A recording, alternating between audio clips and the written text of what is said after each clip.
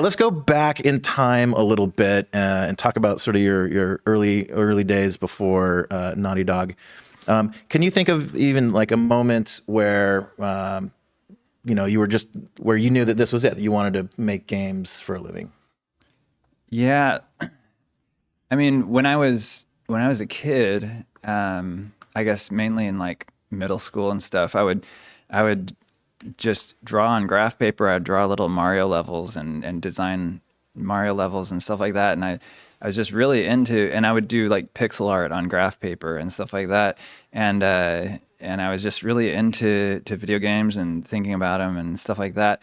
But I think it wasn't until high school, I think I was probably a sophomore, and I started taking computer science, and had a really good computer science teacher, Bill Thomas. Hey, Bill.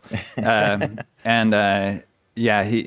really, like, whatever amount of interest you had, he was there for it. And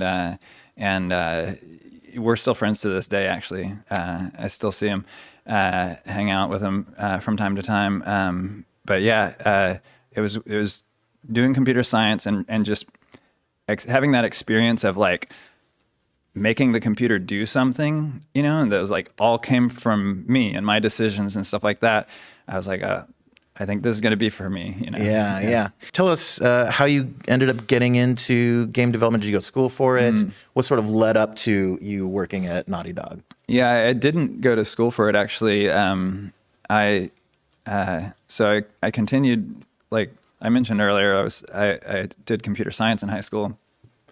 Before I found that interest, I was always into art as well.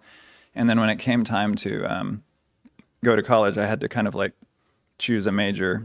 And so I was like, okay, art, computer science, I love them both, but art's more fun. Totally. And I wanted to do something very creative, and I was getting into film at the time. And I was into special effects in movies, and I thought, well, if I major in sculpture, then I'm making physical things. I could go do, at this time it was still plausible to go do models in a model shop in movies and stuff like that. So I was like, okay, I love doing 3D things. I love working with my hands.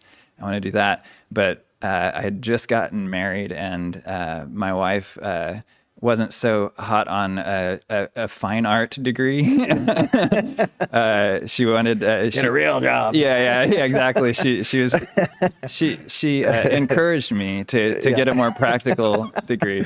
So I went with graphic design. So like we were living in Dallas at the time, and there wasn't even much film stuff to speak of.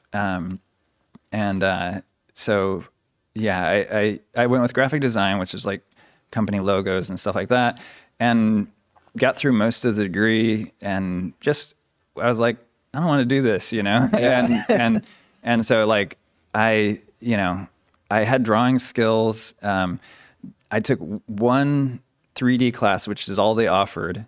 It was like a Maya class, and it was taught by just adjunct faculty who didn't really know Maya. Okay. And so I basically taught yourself. I took the class to get access to Maya. Yeah. And kind of taught myself and put together a portfolio and shopped it around. I did my research. Fortunately, there was a little bit of internet at the time, and found about 7 game studios around Dallas that I could shop my portfolio around to, and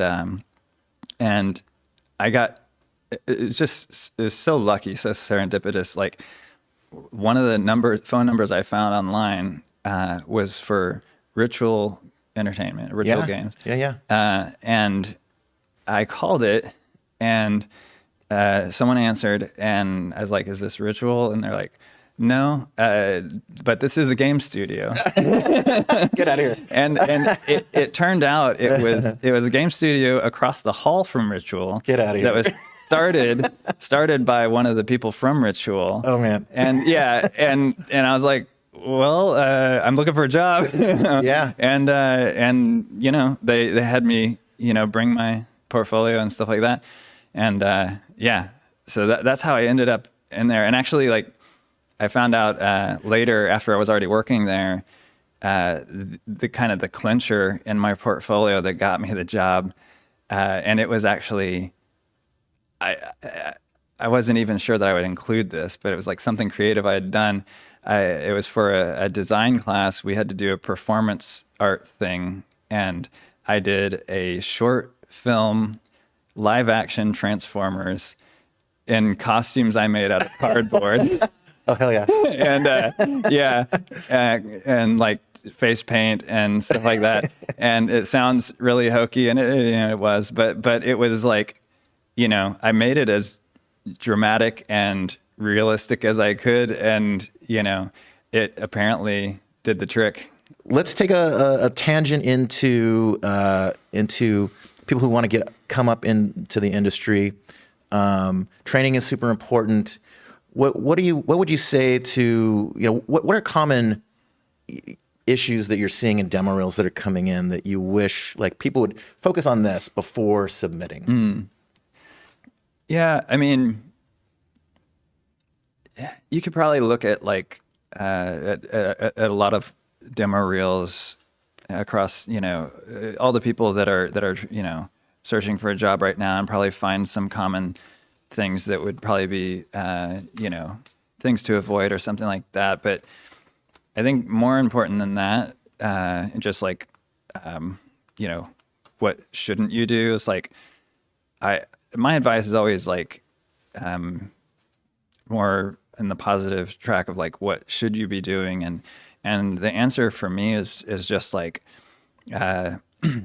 find what really excites you, you know, find what, you know, if you've narrowed it down to effects and stuff, like what within effects gets you really, you know, interested, and then let that drive you, and, you know, motivate you to teach yourself new things, and use, you know, choose projects, like personal projects that you are really excited about and you really want to do, because that's going to drive you to put the most time and effort into it, and you're going to learn the most things, because you'll learn things that are in service of that vision, and it'll feel effortless because, you know, it's something you really want, and then just that kind of passion and stuff really comes through, and that's kind of like what I'm looking for when I'm hiring anyways.